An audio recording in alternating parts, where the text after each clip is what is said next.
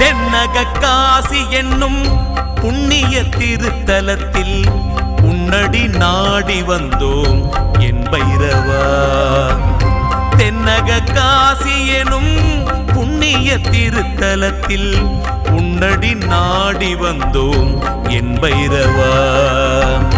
பண்ணிய பாவமெல்லாம் மண்ணடி மறைந்து போக நின்னருள் புரிய வேண்டும் என் பைரவா. பண்ணிய பாவமெல்லாம் மண்ணடி மறைந்து போக நின்னருள் புரிய வேண்டும் என் பைரவா. நின்னருள் புரிய வேண்டும்.